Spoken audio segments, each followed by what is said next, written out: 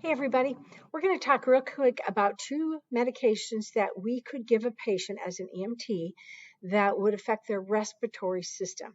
So those two meds are going to be Narcan and Albuterol. And we're going to start with Narcan because it's probably the biggest. They both could be life-threatening, but this one's kind of a big deal. And it's fairly easy to give. So Narcan is given for patients that aren't breathing or not breathing adequately that we suspect are having an opioid or narcotic overdose. Now, typically, opioids are pain medications. They're big gun pain medications. So these are really strong medications. And so what we see is morphine, fentanyl, oxycodone, some of those big painkillers that a patient may have. The other thing that we're going to see that falls in that category is heroin. And obviously that one's going to be a not prescribed medication. But both of those or all of those are going to depress the respiratory drive. It's going to make the patient not care if they're breathing. The brain is no longer going to recognize that there's hypoxia. It's no longer going to be able to say, hey, let's kick that respiratory rate up. It is just so relaxed that it doesn't work. And so these patients will lay there, quit breathing, and they will die. Okay, we saw this in like the George Floyd, if you remember that, where he had ingested quite a lot of medications and then quit breathing. Now, there's lots of controversy over that, but he had high amounts of fentanyl in his system and quit breathing. That is very typical of an opioid overdose. Now, this doesn't work on other overdoses. Okay, this isn't a like if my kid, ate a whole bottle of aspirin. This doesn't work on this. This only works for opioids for a patient who's not breathing. That's when we're going to use it. Okay, my patient's breathing fine. Narcan is not an option. It's not something I need to give. So for patients who are not breathing well, Narcan at the EMT level is going to be given in two different ways. Probably the most common you're going to see is in this little, it's usually in a box of two. It's a little auto nasal spray, okay? And so when you get this, okay, you're going to pull it out, okay? It's got tiny little holes in the top here, okay? You're going to hold it like this. You're going to stick it up into a nostril, and you're going to depress it, and it's going to shoot up a very fine mist into their nasal passageway, which will be absorbed in the mucous membrane, will very quickly go into the brain. It'll kick those opioids off of the receptors in the brain, open them up, the brain will start working again, your patient will start breathing, and we're good. Now, this will wear off. So this doesn't mean we don't need to transport our patient. Okay, we do need to transport the patient, but this gets them breathing again. Guys, if you don't have this, you do have a BVM. It will do the same, okay? This is just something that you have. Law enforcement will have this, so you may get called to a patient who's already been given Narcan. And that doesn't mean that it's going to last forever. Okay? The other way that Narcan comes, just because it's a little cheaper, is in a syringe with a device. It's called a MAD device, mucus administration device, MAD. This is like spongy. I don't know if you guys can see it. And so what it does is it mists that medication just like it does in that nasal spray. And so sometimes you'll have it in a measured syringe, and all you have to do is just screw this on, put it up inside the patient's nose, and I don't know if you can see, maybe you can't see, it's a fine mist. Shoot it up in there, and we're good to go. Okay, you will need to know what type of device you have on your department so that you can be in service and trained on how to use your particular device correctly. Okay. All right, the other medication we're going to give for breathing is going to be albuterol.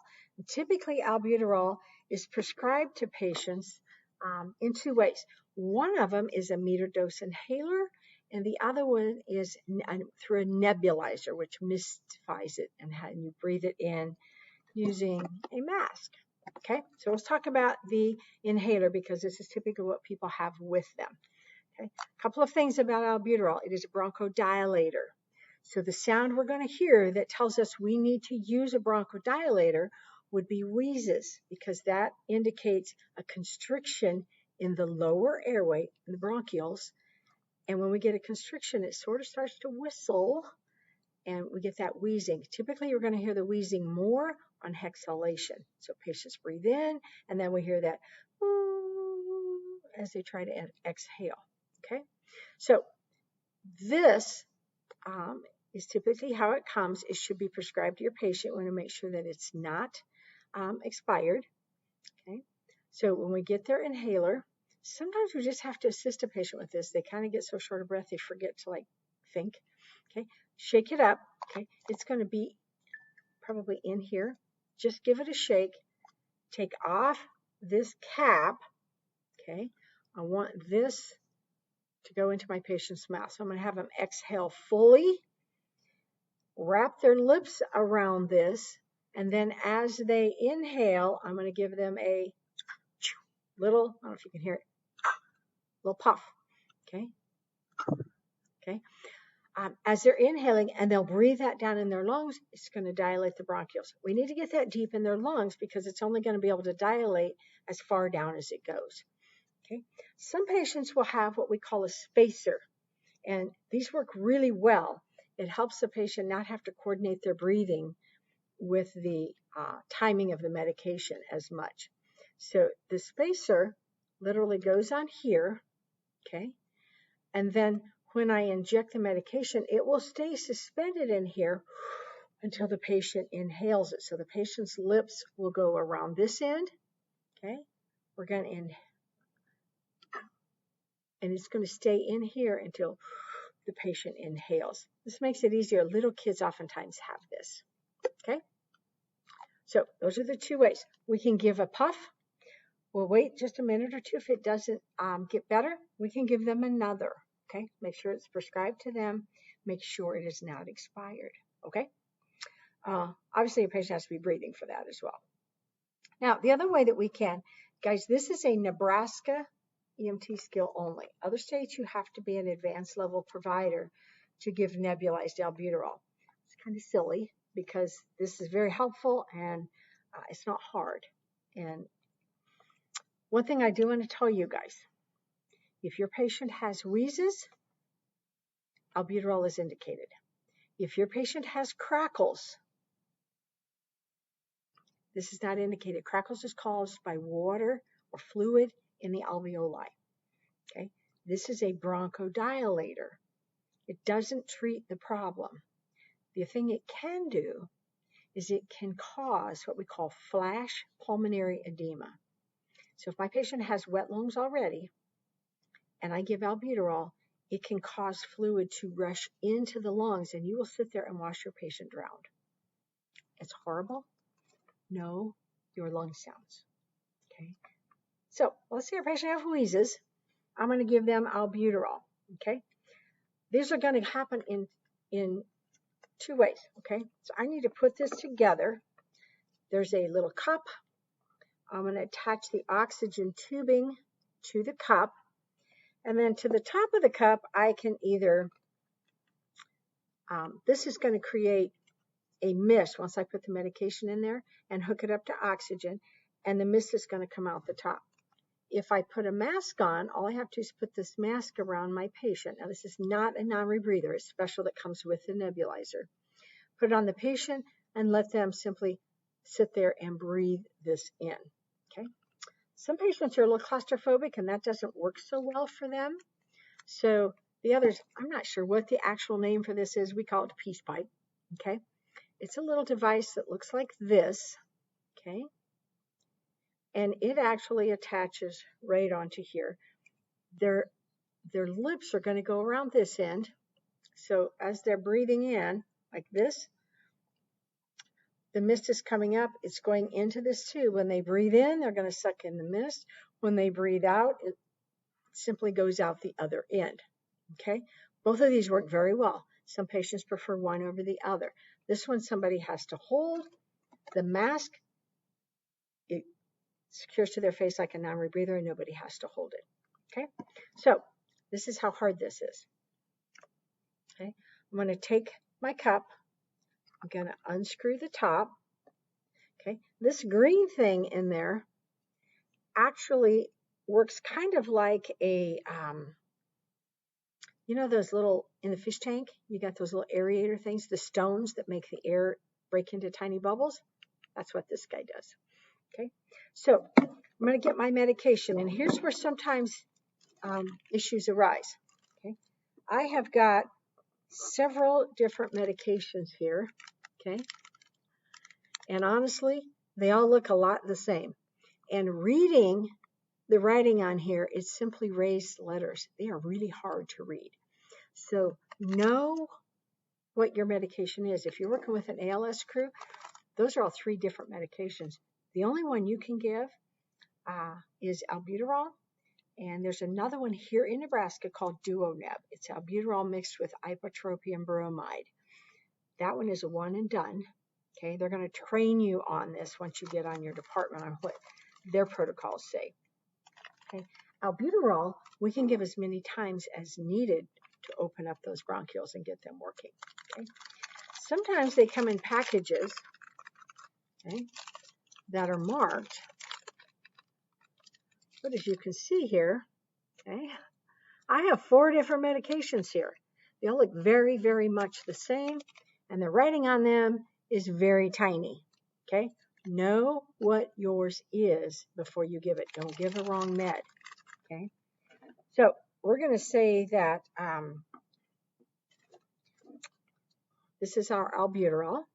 Okay, so I'm going to take my medication cup. I've got my oxygen tubing. I'm going to open up this vial. They all come in little vials like this. So this is 2.5 milligrams of albuterol mixed in 3 milliliters of saline, salt water. Okay, I'm literally, okay, going to squeeze that into the cup. Okay, so it's all in there. I'm going to screw the top on. Okay, and I'm going to use a mask with this guy. Okay, I'm going to put the mask on. And then I'm going to attach this to my oxygen tank. Okay, and I have one here. You guys know how to use an oxygen tank, so I'm not going to show you this one in detail. Okay, now maybe I will. Okay. So I'm going to attach it to oxygen, and I'm going to put it at 8 liters. And whoops, maybe. I think my oxygen just ran out. Oh, hold on here. Okay. Can y'all see the steam? I'm having all kinds of issues here. Can you see the nebulized mist that comes out of that? Okay. And if I hook it to my patient's face, they're breathing that mist in. Okay. This will take 3 or 4 minutes to administer. And as it starts to run out, you will see, I don't know if you can see here, there's some condensation building up here. So periodically you want to kind of like knock that back down. So we're keeping all that medication down in so the patient has a chance to get all of it into their lungs and not just part of it. Okay. Now, if my patient would prefer to not have the mask, okay, in, out. Simple as that. Okay.